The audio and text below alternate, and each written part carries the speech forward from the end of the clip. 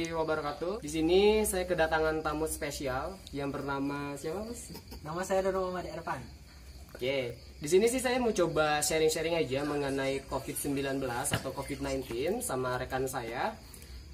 Jadi gini bro, pertanyaan pertama, kalau menurut Irfan nih, siapa saja sih yang beresiko terinfeksi COVID-19 atau virus corona ini? Kalau menurut saya pribadi, orang yang gampang terinfeksi virus COVID ini adalah orang-orang yang rentan, seperti anak kecil, usia balita ke bawah, yang imunitasnya belum terjalin dengan baik. Yang kedua, seperti orang yang sudah dewasa tetapi imunitasnya itu kurang, seperti jarang olahraga, itu. Dan juga yang terakhir itu orang dewasa yang sudah berusia atau berumur yang lebih dari 40 tahun ke atas gitu. Tapi kira-kira nih Irfan tahu nggak sih, kita ataupun yang lain nih, misalkan manusia lah, ibaratkan manusia, emang kan virus manusia kan yang menyerang manusia ya. Menurut Irfan gimana sih caranya virus corona ini atau COVID-19 ini bisa menyerang manusia gitu? Apakah dari manusianya itu nggak bisa menjaga kebersihan? Bisa.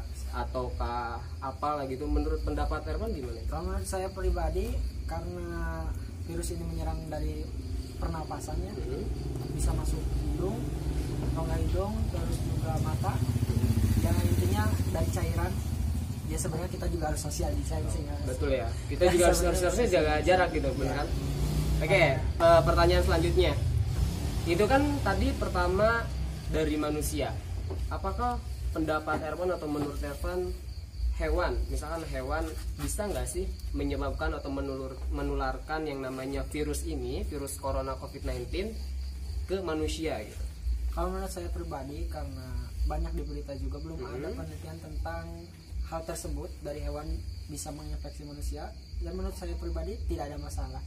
Tidak ada masalah. Apalagi kalau misalkan kita mempunyai hewan peliharaan, saya yakin si hewan peliharaan itu bisa menjaga imunitas tubuh kita. Yang penting si hewan itu, kalau misalkan kita mempunyai hewan ataupun kucing dan sebagainya, kita harus tetap yang namanya merutin membersihkannya, seperti kandangnya ataupun sejenisnya lah, kita kotorannya dibersihkan, dimandikan, ya sewajar-wajarnya kita merawat hewan gitu. Pertanyaan selanjutnya, apakah sudah ada vaksinnya? Sedangkan di Indonesia terkonfirmasi 20 menit yang lalu diperbarui itu data terkonfirmasi sebanyak 7.000 sekian. Nah, menurut Irfan gimana itu? Kalau menurut saya pribadi sepertinya belum ada sih. Tetapi saya melihat di berita di Cina itu dan juga wilayah Korea, kalau misalkan soal vaksin belum terdengar, akan tetapi bantuan dari negara lain seperti masker, terus ADP, pelindung diri itu sudah dibagikan ke Indonesia. Pertanyaan selanjutnya, berapa lama sih waktu diperlukan sejak tertular atau terinfeksi hingga munculnya gejala COVID-19? Bisa mungkin ya tergantung imunitas kayaknya ya, sehari atau 2 hari gitu. Apalagi yang imunitasnya kurang baik mungkin cuman beberapa jam gitu bisa terasa. Kalau menurut Irfan, kalau misalkan kita tertularnya misalkan istilahnya kita itu isolasi, ada yang isolasi mandiri, adapun isolasi istilahnya ada di tempat-tempat misalkan di kabupaten, di kota ataupun di provinsi, ya kan?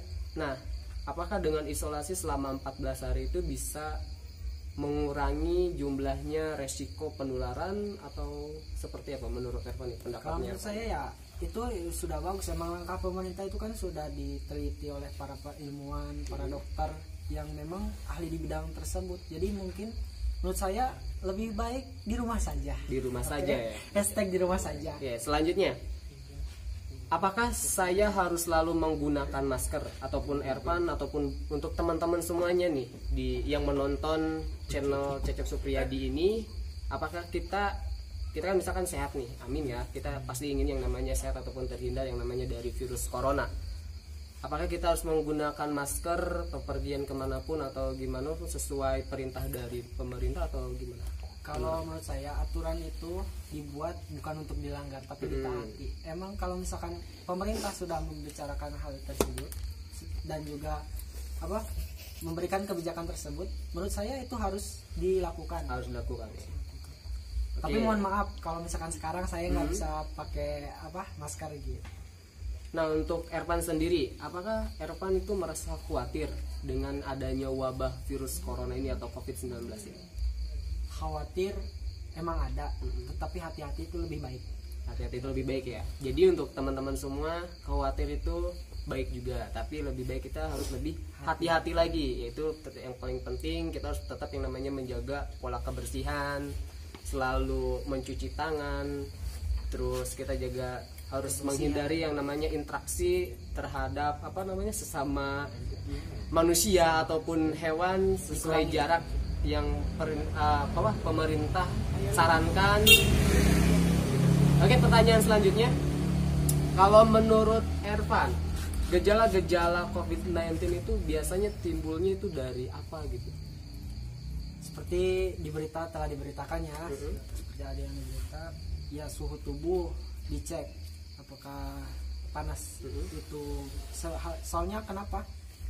Kalau misalkan ciri-ciri COVID-19 kan hampir sama dengan demam atau flu biasa kan, kita tidak bisa menjudge si orang tersebut itu positif atau tidak sebelum dicek. Saya sih ya hampir sama.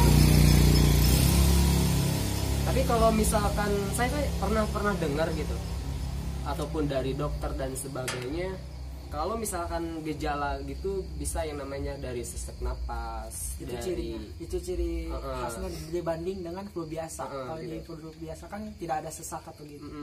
Tapi apa yang namanya sesak itu bisa disebut dengan gejala batuk-batuk dan juga bersin juga, itu bisa yang namanya salah satu untuk menularkan yang namanya virus corona ya. Oke, pertanyaan selanjutnya, kalau menurut Ervan nih, seberapa bahaya sih virus corona ini? Oke, mungkin ya banyak orang di Indonesia atau apalagi ya negara plus 62 yang kadang suka bercanda ya dengan apa yang menjadi pandemik atau wabah ya, namanya juga orang Indonesia ya. Menurut saya pribadi ya bahaya. Soalnya kenapa?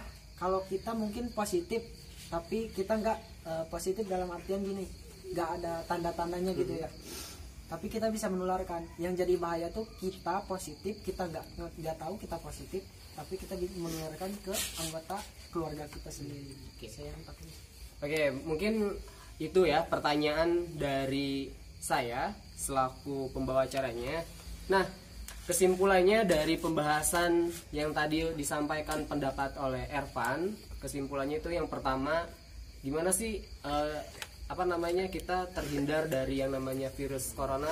Yang pertama, kita harus rajin-rajin yang namanya menjaga pola kebersihan ya Pan ya, betul. Kita harus rajin yang namanya cuci tangan, terus menghindari yang namanya interaksi sesama hewan yang sedang misalkan sakit ataupun sesama manusia gitu. Kita yang namanya bisa menjaga jarak. Dan yang kedua, kita juga harus tahu bahwa gejala-gejala COVID-19 atau virus corona itu yang pertama timbulnya sesak napas, terus juga suhu tubuh ya kan ya, suhu tubuh, dan juga terjadinya dari tenggorokan ini terasa terhambat gitu ya. Terus juga kita juga harus yang namanya kalau misalnya kita sakit, kita harus tetap yang namanya menggunakan virus Nah, untuk menghindari yang namanya virus corona, kita harus menggunakan masker ya. Mau kita pergi ke warung, ke pasar, ataupun bertemu dengan saudara, teman, kita harus tetap yang namanya menggunakan masker. Karena salah satu penularan virus corona itu dari yang namanya bersin, terus juga dari apa lagi kan? Percikan air gitu ya, percikan air ya, yang tercipta di batuk dan juga yang disalurkan dari batuk dan juga bersin. Nah, mungkin itu saja penjelasan pendapat kita mengenai virus corona ataupun COVID-19. Mungkin untuk terakhir ada penyampaian nih dari teman saya mengenai virus corona nih untuk teman-teman semuanya, untuk penonton setia, tolong simak ya, ini penyampaian terakhir dari teman saya Erpa. Oke, pesan saya pribadi, pertama jaga lingkungan, kebersihan lingkungannya. Yang kedua, jaga kebersihan diri. Kalau bisa lebih baik kalian sehabis dari luar atau dari manapun di luar rumah seharusnya mandi. Nah, yang ketiga, rajin-rajin olahraga. Itu juga penting. Jangan cuma di rumah aja cuma ngemil doang. Jangan ya. Yang penting kalian harus hidup sehat. Jaga pola makan, jaga pola istirahatnya. Ya cukup sekian sih menurut saya. Intinya jika Anda melakukan itu dengan baik, insya Allah akan terhindar ya dari virus corona. Oke, mungkin itu saja. Terima kasih sudah menonton mengenai virus corona ini, dan jangan lupa subscribe, like, dan komen, bila perlu share. Oke, terima kasih. Wassalamualaikum warahmatullahi wabarakatuh.